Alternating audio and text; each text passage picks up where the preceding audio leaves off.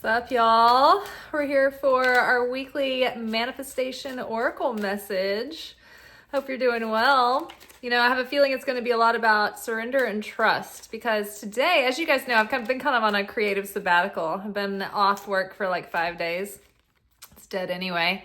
And I got cut tonight, actually. And I before that, I was like, you know, my prayer was, God, just give me what's in alignment, you know, with what my soul's work is tonight, not what I want, but just align me with what's supposed to happen and I'll be at peace with it. And I got cut and I was like, okay, I guess I'll be at peace with it. And I just didn't let it affect me. And then somebody like threw me their shift and I was already at peace with being off, and then I got to work anyway. So it was great. The wise woman of the Wonderland, integrity and compromise. Yes.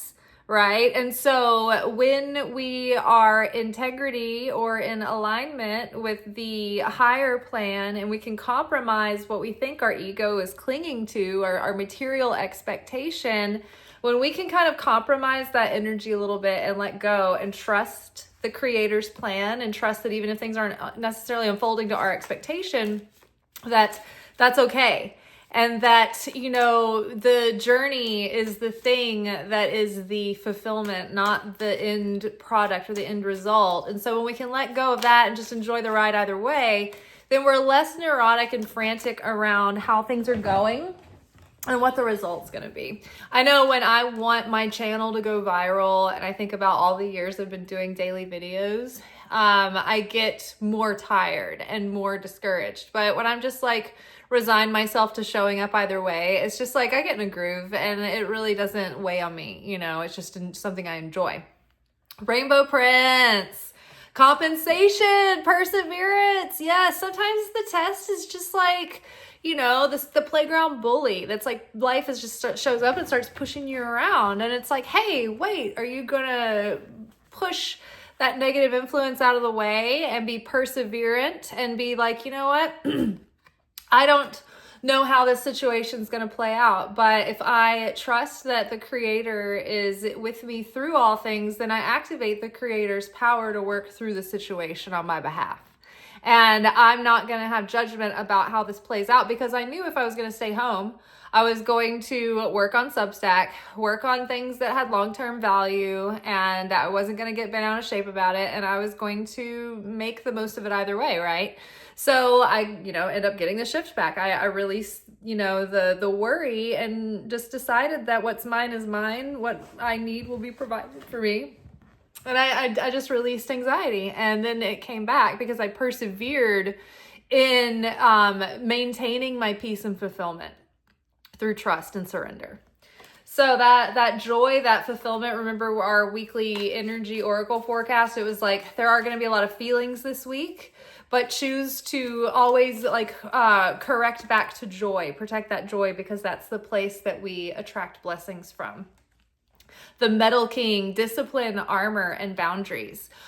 Something interesting in my, as I was saying, I stayed home last night from work, and I watched another Kabbalah class. It was like the 9th out of 10th class, or maybe it was 10 out of 10. I can't remember, but it was almost the end of this 10-week class. And the subject of the class was how to know whether or not your heart is shut down or shut off. Because when your heart is shut off, and this has been coming up in our readings too over the past few months, is that it shuts you off from receiving everything. You cut yourself off from your blessings and nothing's coming in, right? And nothing's really going out. You're just kind of shutting down. And sometimes what opening your heart looks like is actually saying the thing that is maybe gonna make it cause for disruption, right? Sometimes shutting your heart down means, oh, I guess I'm just not going to say anything. Just keep the peace, it's better this way. Like, I don't want to cause a big upset. Or when you resign yourself to give up on a situation, and you just bow out, when you feel like you can't express yourself or be heard, it's like your heart shuts down, and it starts to, that causes a wound in and of itself. And so part of opening the heart sometimes does look like being a little bit more confrontational, having wisdom and grace around that, and consciousness and love and maybe structure. so that it's not offensive or an attack or blame. But it does not mean, that you have to always bite your tongue and keep it to yourself. But I do think that we understand that there are moments where a vessel is receptive or not, right? So I think we learn to trust that guidance. But I think for me, it was really comforting to know that sometimes opening the heart actually does look like saying the thing that makes you feel kind of like you're provoking, or like, why can't I just leave it alone and just let it slide or whatever.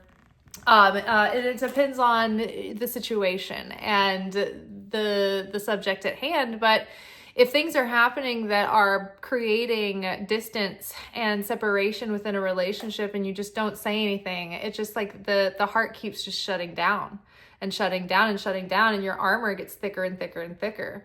Whereas sometimes setting a boundary and being honest or whatever, it's scary and it might come with repercussion, but it's taking that armor off and it's opening the heart again and softening the heart, even though you might take a hit. And that's where the courage, and the valor and the perseverance comes in. It's like we eventually get to the point where, when you think of those like heroic knights in the movies, they don't shy away from a fight. They can take a hit, and they can recover from it. And so it's not about putting ourselves in negative situations or abusive situations at all. It's about when we feel that it is important and it is part of our tikkun correction, that we're being led to say something. We're not being reactive about it. At the time seems to present itself as God's, moment that's showing up for you. Feel like you have permission to say something. You feel like there's a receptive vessel. You feel like you're coming from a constructive place, because sometimes, like we've been talking about this week, it's like sometimes in order to heal a relationship needs distance. It needs a boundary set. It needs that action taken and maybe some distance and space in order for resentment to be let go of and not keep, opening a fresh wound, right? So for those of us who are afraid to set boundaries, afraid to be confrontational, afraid to speak up for our needs, and because it maybe has never gone well, part of our healing might be to understand that we weren't necessarily wrong in using that voice. But it's about also learning how to refine how we use that voice and how we communicate those needs too. All right, and then last card. Ooh, Spiral Dancer, Circuitous Route and Perception. So when we go through life, it's always about seasons and cycles. There's, seasons of the year that bring us times of planting seeds and reaping harvests and letting the land lie fallow. We learn a lot about the seasons of life if we pay attention to nature, we do any gardening. And so too for us, as we grow spiritually, we're always on these cyclical, spirals of ascension. And we come back to these portals of initiation and challenge every year. So the less personal we can take it, the better. And the more proactive, like we're an active player in the game and we understand the rules of this level and we're just, ready to face it the best that we can, then I think that we can perceive the whole situation differently, and it changes our whole approach and it changes our whole feeling about things and the way that we think about things. And remember, we had the comic card this week, so we can look at it more like a game instead of a time of great curses. It's a time of summer games, like in the Harry Potter movies or whatever. All right, you all, that is all for tonight. I'm going to go to work.